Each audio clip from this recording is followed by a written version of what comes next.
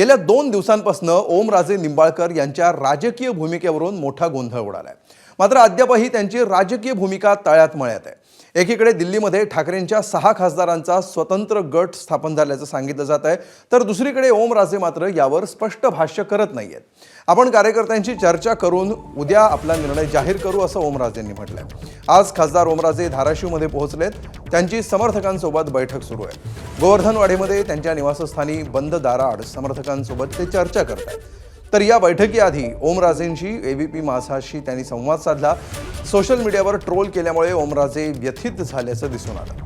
लोकसभा आणि विधानसभेला आम्हाला मतं मिळाली, मात्र स्थानिक स्वराज्य संस्थेला सत्तेच्या पुढे आम्ही एकाही ठिकाणी निवडून आलो नाही। आम्ही एवढे वाईट होतो का, असा सवाल त्यांनी विचारलाय। त्यामुळे ओमराजे शिंदेंसोबत जाणार की ठाकरेंसोबतच राहणार हे आता उद्याच स्पष्ट होणार आहे।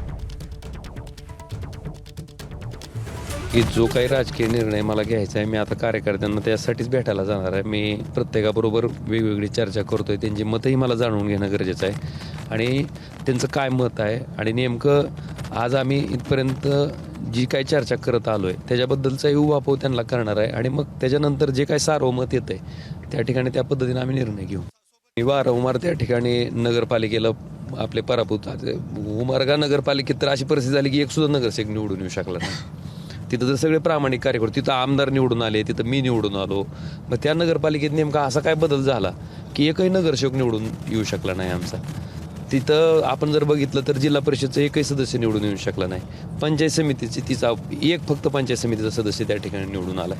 मला वाटतंय अशी का दयनीय अवस्था आमची झाली। 3 दिवसापूर्वी एकदम चांगला होतो आणि 3 दिवसातच अशा पद्धतीचं, बरं ठीक आहे, ट्रोलिंग शेवटी कसं असतं, ज्या माणसाचं आपल्यावर प्रेम आहे, ज्या माणसाला आपल्याबद्दल आपुलकी आहे, आपल्याबद्दलचं जे वाटणार आहे, तोच माणूस त्या ठिकाणी मना रागाच्या भावनेतनं व्यक्त होत असतो। पण व्यक्त होण्याला बी मर्यादा आहेत। तुम्हाला जसे आईबाप आहेत तसेच मला आहेत।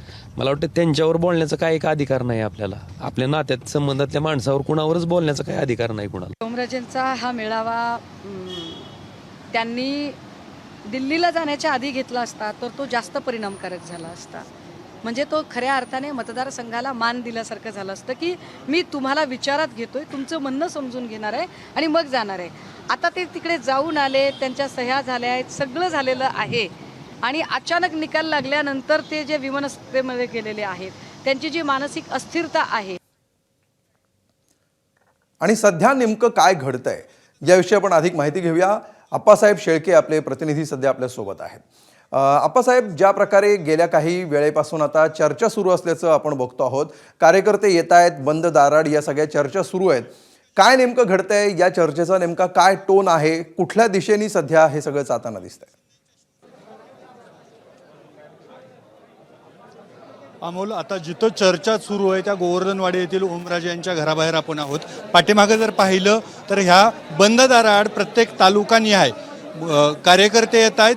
आतमध्ये गेल्यानंतर त्यांची चर्चा होते आणि ते बाहेर येत आहेत। आता आपल्यासोबत काही महिला पदाधिकारी आहेत की काही जण चर्चा करून आल्यात, काही जण चर्चेसाठी जाणार आहेत। तुम्ही ओमराजेंशी चर्चा करून आलात का?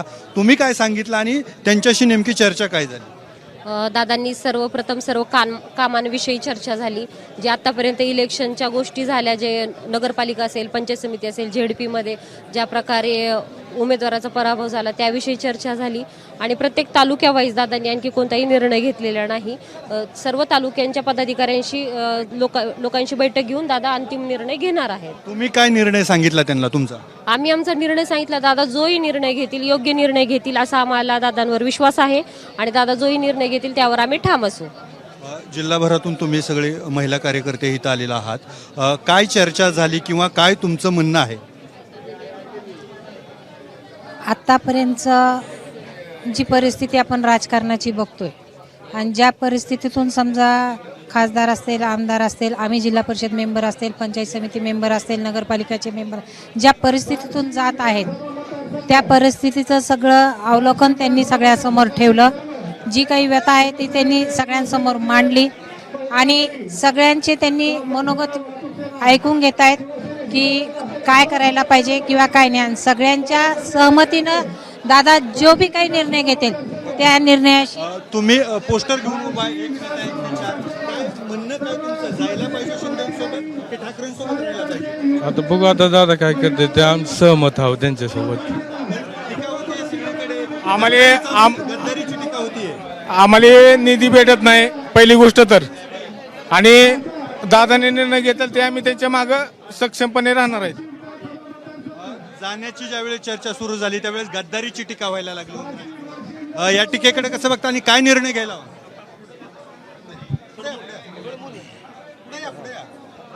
बोला. जायला पाहिजे शिंदेकडे का ठाकरे सोबत राहायला पाहिजे? शिंदे सोबत जायला पाहिजे, का बरं? कारण सध्याची परिस्थिती तशी झाली. कारण लोकांची कामं करायला सत्ता पाहिजे, लोकांची कामं केली पाहिजे, लोकांची कामं झाली पाहिजे, सत्तेची पावर लागते. जुने शिवसैनिक दिसत आहेत. खरं तर उद्धव ठाकरेंनी संधी दिली, आमदार केलं, आता त्यांना सोडून एक कुठेतरी गद्दारीची टीका होतीये. गद्दारी म्हणायची नाही, जनतेच्या विकासासाठी जे आता जे इथले जे प्रतिस्पर्धी आहेत ते भाजपचे आमदार, त्यांच्यामुळं दादाली त्रास होत आहे, त्याच्यामुळे लोकांची कामं होत नाहीत. दादानी योग्य निर्णय घेऊन शिंदेबरोबर जायला हरकत नाही.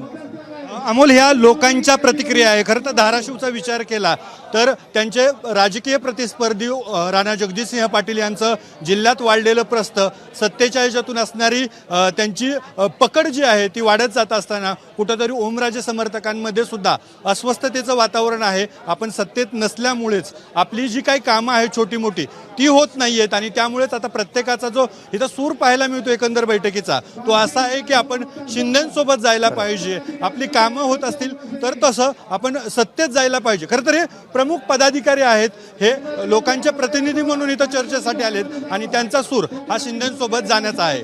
अमोल, निश्चित धन्यवाद आप्पासाहेब या सविस्तर माहितीबद्दल.